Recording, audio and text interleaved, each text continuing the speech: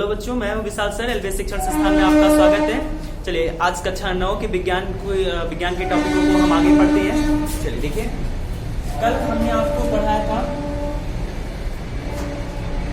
पदार्थ की अवस्थाएं।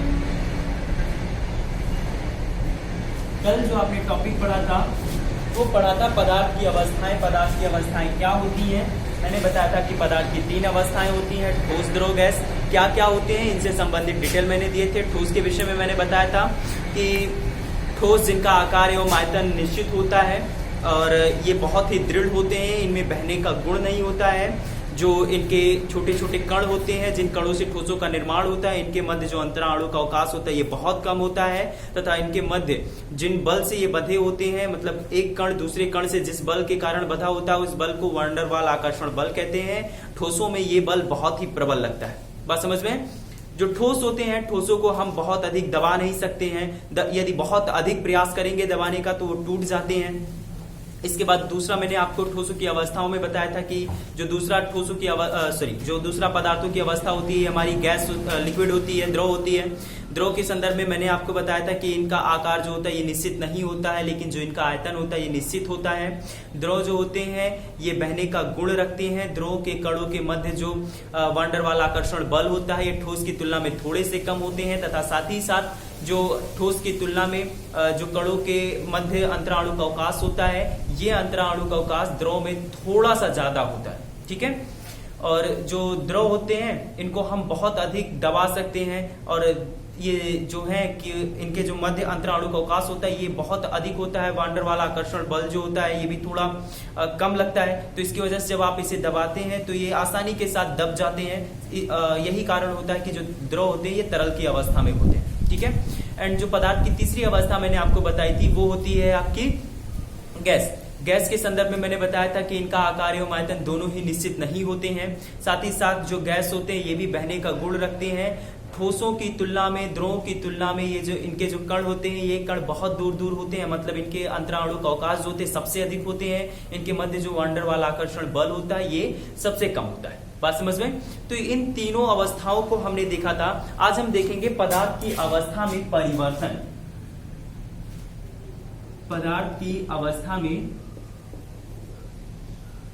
परिवर्तन, ये आज का हमारा टॉपिक, कि पदार्थ की अवस्था में हम परिवर्तन कैसे कर सकते हैं। ठीक है। मतलब कोई पदार्थ है तो उसकी अवस्था, ये जो 3 अवस्था हमने पढ़ा, कैसे इन तीनों अवस्थाओं में लाया जा सकता है, या किसी एक अवस्था में या किसी 2 अवस्थाओं में हम कैसे बदल सकते हैं पदार्थों को। तो आज का हमारा टॉपिक यही है कि पदार्थ की अवस्थाओं में परिवर्तन। चलिए देखिए, तो पदार्थों की अवस्थाओं में परिवर्तन हम 2 तरीके से कर सकते हैं। पहला जो तरीका है वो है ताप के द्वारा। किसके द्वारा? ताप द्वारा। और जो दूसरा है ये है दाब द्वारा। ठीक है। तो इन्हीं दोनों की सहायता से हम किसी भी पदार्थ की अवस्था में परिवर्तन कर सकते हैं। ठीक है। उदाहरण के तौर पे मान लीजिए आपके पास पानी है। ये पानी जो है इसकी जो अभी वर्तमान समय में अवस्था है ये द्रवीय है, मतलब ये पानी की जो स्टेज है अभी कैसी है? द्रव फॉर्म में है, लिक्विड फॉर्म में है। ठीक है। अब आप क्या करेंगे कि ये जो पानी है इस पानी को आप टेम्परेचर दीजिए। जब आप इसे ताप देंगे, यदि ताप बढ़ा रहे हैं आप सामान्य अवस्था से टेम्परेचर को यदि आप बढ़ा रहे हैं, सामान्य अवस्था का मतलब ये हो गया कि वर्तमान समय में जो यहाँ पानी लिया गया है, मान लेते हैं कि ये 5 डिग्री सेल्सियस है इसका तापमान। ठीक है। जो यहाँ पानी लिया गया है इस पानी का जो टेम्परेचर है ये 5 डिग्री सेल्सियस है, सपोज दैट वर्तमान समय में। अब हमने इसके टेम्परेचर को बढ़ाना शुरू किया, मतलब 5 डिग्री से हमने इसके टेम्परेचर को 20 डिग्री सेल्सियस कर दिया, 20 से बढ़ा करके 25 डिग्री सेल्सियस कर दिया, और 25 से बढ़ा करके 40 डिग्री सेल्सियस कर दिया। मतलब इसी प्रकार से हम इसके टेम्परेचर को बढ़ा रहे हैं। तो आप ये देखेंगे कि पानी धीरे धीरे वाष्पित होना प्रारंभ हो जाएगा। बात समझ में? ये जो पानी है ये वाष्पित होने लगेगा, मतलब पानी अब कौन सा रूप धारण करेगा? गैस का। बात समझ में? तो आप यहाँ ये देख रहे हैं कि द्रव अवस्था से पानी किस में बदल गया? गैस अवस्था में बदल गया। कैसे बदला? जब इसके टेम्परेचर को हमने जब बढ़ाया। बात समझ में आई?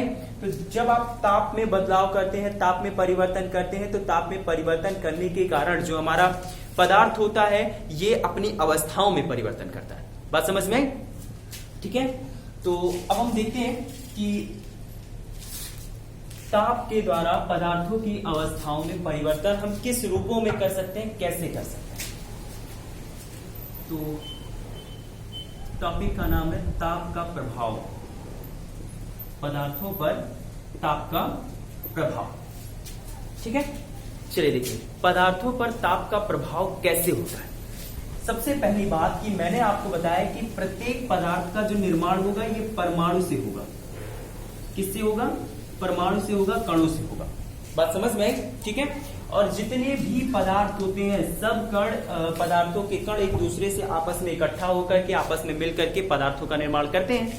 ठीक है, तो मान लेते हैं कि अभी कोई वर्तमान समय में कोई ठोस पदार्थ है, हमने कोई पदार्थ ले लिया और वो पदार्थ की अवस्था कैसी है? ठोस है। ठोस की जो कंडीशन होती है वो मैंने बताई थी आपको कि ठोस के कण बहुत नजदीक होते हैं, बहुत पास पास होते हैं, इनके मध्य जो अंतराणु का अवकाश होता है ये अवकाश बहुत ही कम होता है, तथा वान वाल आकर्षण बल जो होता है, मतलब जिन बलों के कारण ये कण आपस में एक दूसरे से जुड़े हुए होते हैं, ये बल बहुत अधिक होता है। बात समझ गए? तो अब ये हमने एक वस्तु ले लिया और ये जो वस्तु लिया गया है इसकी अवस्था कैसी है? मान लेते हैं ठोस की अवस्था है। बात समझ लें? अब आप क्या करेंगे कि इसे ऊष्मा देंगे। क्या देंगे? ऊष्मा। ऊष्मा यानी ताप। तो जब आप इसे ऊष्मा देते हैं तो ऊष्मा एक प्रकार की ऊर्जा होती है। तो ये जो कण होते हैं ये कण इस ऊष्मा को एब्जॉर्ब करते हैं। जो कण होते हैं ये कण क्या करते हैं? इस ऊष्मा वाली जो एनर्जी होती है, ऊष्मा के रूप में जो यहाँ एनर्जी होती है, इस एनर्जी को ये एब्जॉर्ब कर लेते हैं। और एब्जॉर्ब करने के बाद ये जो कण होते हैं ये कंपन को थोड़ी तेजी से करने लगते हैं। देखिए ठोस के जो कण होते हैं ये कण ठोस की अवस्था में दृढ़ रह करके कंपन करते हैं। ऐसा नहीं है जैसे ये डस्टर है, इस डस्टर के जितने भी कण है ये कण अपने स्थान पर कंपन कर रहे हैं। क्योंकि इनके जो कणों के मध्य जो वान डेर वाल आकर्षण बल लग रहा है ये बल काफी प्रबल है, तो उन बलों के कारण, प्रबल होने के कारण ये जो कंपन है ये थोड़ा सा कम होता है। लेकिन जब बाहर से स्रोत मिलता है कंपन का, जब बाहर से एनर्जी मिलती है कंपन का, जैसे इन कणों को अब हम एनर्जी दे रहे हैं, ऊष्मा दे रहे हैं, पर समझ में आई? तो जब इन्हें आप एनर्जी देंगे, ऊष्मा देंगे अर्थात टेम्परेचर देंगे, ताप, तो क्या होगा कि ये जो कण है ये कण इस टेम्परेचर को ग्रहण करेगा। इस टेम्परेचर को ग्रहण करेगा तो इसके पास एनर्जी की मात्रा लेवल थोड़ी सी बढ़ जाएगी। और जब कणों के पास एनर्जी लेवल बढ़ेगा तो उस परिस्थिति में ये जो कण है ये कंपन थोड़ी अधिक करने लगेंगे, मतलब पहले की तुलना में अब थोड़ा ज्यादा कंपन करेंगे। धीरे धीरे एक स्टेज ऐसी आती है, एक अवस्था ऐसी आती है कि ये इनके पास एनर्जी इतनी बढ़ जाती है कि जिस वान डेर वाल आकर्षण बल के कारण ये बंधे होते हैं उस बल को ये क्रॉस कर जाते हैं, पार कर जाते हैं। तब एक ऐसी अवस्था आती है जिस अवस्था पे हमारा जो द्रव पदार्थ होता है, ठोस पदार्थ होता है, ये ठोस पिघलने लगता है। क्या होता है?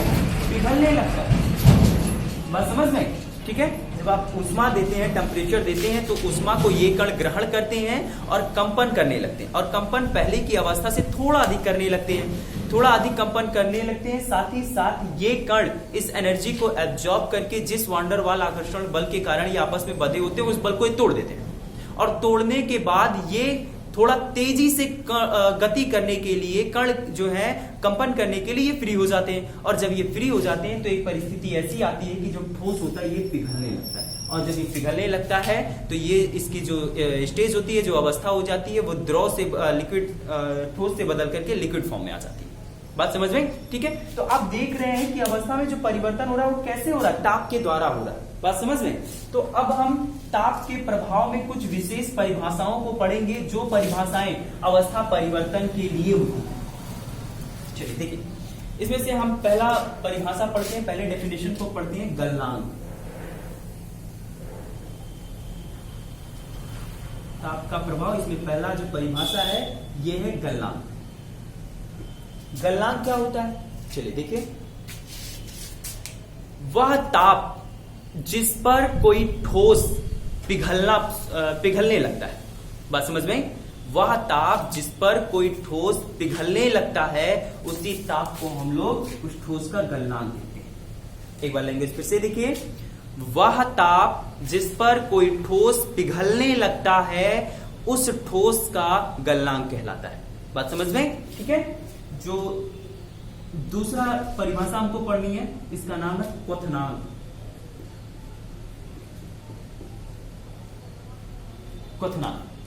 क्वथनांक क्या होता है? देखिए, वायुमंडलीय दाब पर वह ताप, ध्यान देंगे, वायुमंडलीय दाब पर वह ताप जिस ताप पर हमारा द्रव उबलना प्रारंभ करता है। ध्यान देंगे बातों पर। वायुमंडलीय दाब पर वह ताप जिस ताप पर कोई पदार्थ उबलना प्रारंभ करता है, कोई द्रव उबलना प्रारंभ करता है, वही ताप उस द्रव का क्वथनांक कहलाता है। अब एक एग्जांपल से दोनों की परिभाषाओं को समझते हैं। चलिए, गलनांक की परिभाषा में मैंने आपको क्या बताया? गलनांक में मैंने बताया कि वह ताप जिस पर कोई ठोस पिघलने लगता है, जिस ताप पर हमारा ठोस पिघलना शुरू कर देगा वही ताप उस ठोस का गलनांक कहलाएगा। बात समझ में? ठीक है।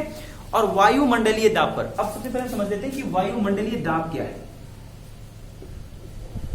वायुमंडलीय दाब, देखिए, वायुमंडल में हमारा जो चारों तरफ का वातावरण है, जिसे हम लोग वायुमंडल कहेंगे, वायुमंडल में वायु के द्वारा पदार्थों पर लगाए गए दाब को वायुमंडलीय दाब कहते हैं।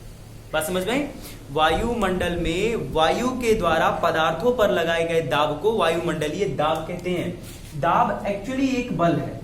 ठीक है।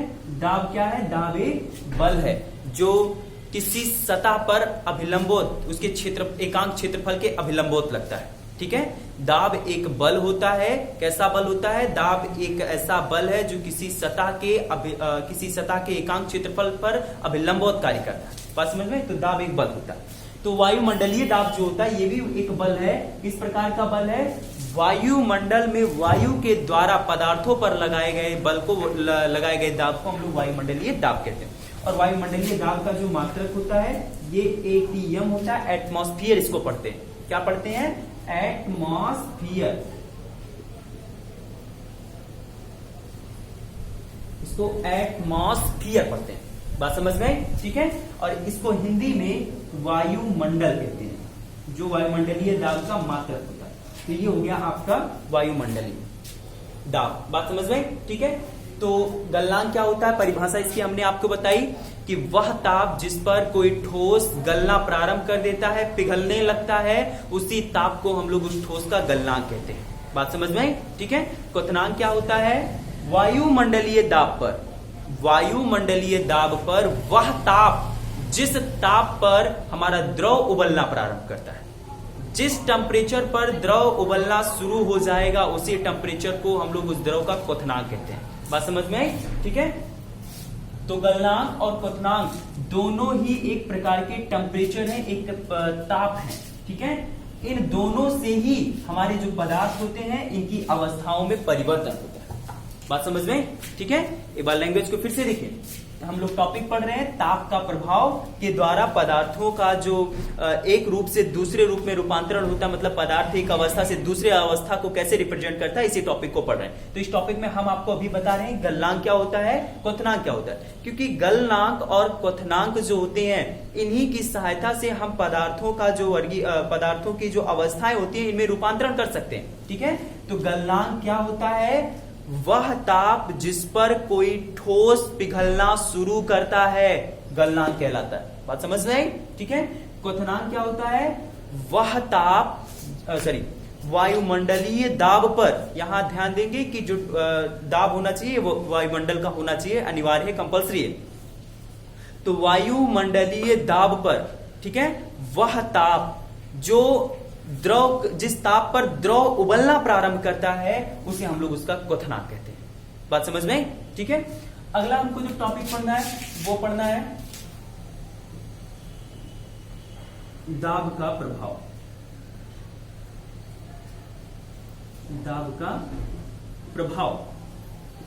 चलिए देखिए, जो पदार्थ होती हैं इनकी ये जो अलग अलग अवस्थाएं होती हैं, इनकी अलग अलग अवस्थाओं के होने का जो रीजन है ये अंतराणुक अवकाश है। ये जो रिक्त स्थान होता है, इन्हीं रिक्त स्थानों के अलग अलग होने के कारण पदार्थ अलग अलग अवस्थाओं को रिप्रेजेंट कर पाता है।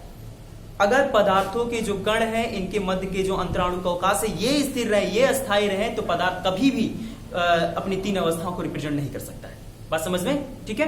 कैसे क्या होता है, आइए देखिए दाब है। जैसे मान लेते हैं हम कि हमारा भी ये गैस के पार्टिकल है, गैस के कण, ये गैस के कण है, इतनी दूरी पर उपस्थित है। आप देख पा रहे हैं कि इनके मध्य ये जो अंतराणु अवकाश है, ये अवकाश बहुत ज्यादा है, ये अवकाश काफी अधिक है। अगर हम इसी अवकाश को कम कर दें तो ये जो कण है ये पास पास आने लगेंगे। सपोज दैट हम चारों तरफ से एक दाब लगा रहे हैं, ठीक है। दाब एक प्रकार का बल ही है, जैसे कि अभी मैंने दाब की परिभाषा बताई आपको कि किसी सतह पर अभिलंबवत एकांक क्षेत्रफल पर अभिलंबवत कार्य करने वाला जो बल होता है, इसी बल को दाब कहते हैं। तो ये जो आप गैस के कण देख रहे हैं, अगर इन गैस के कणों पर चारों दिशाओं से हम दाब को लगाएं, मतलब उस बल को एकांक क्षेत्रफल पर अभिलंबवत लगाएं, तो ये जो कण है ये कण पास पास आने लगेंगे। भाई जब ये कणों पर चारों तरफ से जब दाब लगेगा तो ये कण क्या करेंगे, पास पास आने के लिए मजबूर हो जाएंगे, और जब ये पास पास आने लगेंगे तो इनके बीच का जो अंतराणु अवकाश है, ये अंतराणु अवकाश घटने लगेगा, और जब ये अंतराणु का अवकाश घटने लगेगा तो इनके बीच जो वांडर वाल आकर्षण बल लगता है, ये बल थोड़ा सा बढ़ जाएगा। ठीक है, दूरी के घटने पर वांडर वाल आकर्षण बल बढ़ जाता है। इस परिस्थिति में आप देखेंगे कि जो हमारा गैस था, ये गैस धीरे धीरे लिक्विड फॉर्म में आएगा, और अधिक दाब लगाएंगे तो ये कण एकदम पास पास आ जाएंगे, और जब ये कण एकदम पास पास आ जाएंगे तो इन कणों के द्वारा जिस पदार्थ का निर्माण होगा वो ठोस हो जाएगा। बात समझ में? ठीक है।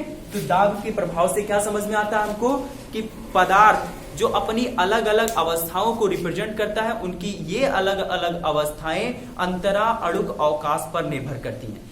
यदि अंतराणुक अवकाश का ये जो मान होता है, कणों के बीच का ये जो डिस्टेंस होता है, रिक्त डिस्टेंस, अगर ये अस्थाई रहे तो जो पदार्थ होते हैं ये अपने अलग अलग अवस्थाओं को रिप्रेजेंट नहीं कर पाते हैं। बात समझ में? इसके बाद जो हमको इसमें टॉपिक पढ़ना है, उस टॉपिक का नाम है ऊर्ध्वपातन, जो ताप के प्रभाव से ही संबंधित है। ऊर्ध्वपातन क्या होता है? ऊर्ध्वपातन, चलिए देखिए इसकी परिभाषा देखते हैं। वह प्रक्रिया जिसके द्वारा कोई ठोस बिना द्रव अवस्था में परिवर्तित हुए सीधे गैस में बदल जाता है, और गैस से फिर बिना द्रव में बदले ठोस में आ जाता है। मतलब कोई ठोस है, इस ठोस को आप बिना द्रव में परिवर्तित हुए सीधे गैस में बदल दो, और गैस में बदलने के बाद वो फिर पुनः वापस गैस से ठोस में बदल जाए। इसी प्रक्रिया को हम लोग ऊर्ध्वपातन कहते हैं। बात समझ में? ठीक है। जैसे उदाहरण के तौर पे मान लीजिए आपका कपूर है। कपूर ठोस की अवस्था में होता है, जब आप इसे जलाते हैं तो ये सीधे द्रव अवस्था में नहीं बदलता है, वो सीधे ठोस से गैस में बदल जाता है, वो सीधे वाष्पित होकर के खत्म हो जाता है जल करके। बात समझ में? इसमें आपको राख नहीं मिलेगा कि कपूर जब जलाएंगे तो उसका राख बच जाएगा, उसका अवशेष बच जाएगा। उसका रीजन यही है कि जब आप उसे जलाते हैं तो इसके जो कण होते हैं ये सीधे वाष्पित होकर के खत्म हो जाते हैं। तो ऊर्ध्वपातन क्या होता है? वह प्रक्रिया जिसमें कोई ठोस बिना द्रव में परिवर्तित हुए सीधे गैस में बदल जाता है, और गैस से पुनः ठोस अवस्था में वापस आ जाता है। ठीक है, इस प्रक्रिया को हम लोग कहते हैं ऊर्ध्वपातन। इस प्रक्रिया को हम लोग क्या कहते हैं? ऊर्ध्वपातन। बात समझ में? ठीक है। तो इसका उदाहरण जैसे आपका अमोनियम क्लोराइड हो गया। अमोनियम क्लोराइड को अगर आप टेम्परेचर देंगे तो ये द्रव में परिवर्तित नहीं होगा, सीधे द्रव से ये सीधे ठोस से ये गैस में जाएगा, और गैस से फिर आप इसे चाहें तो ठोस की अवस्था में ला सकते हैं। तो यहाँ जो प्रक्रिया हो रही है, इस प्रक्रिया को हम लोग ऊर्ध्वपातन कहेंगे। बात समझ में? ठीक है। इन परिभाषाओं को आप लोग ध्यान से सुनिएगा और प्रयास कीजिएगा कि आप इन्हें कहीं नोट कर लें, लिख लें, ताकि चीजें आपको बेहतर तरीके से समझ में। चलिए से इसके टॉपिक को कल पढ़ते हैं।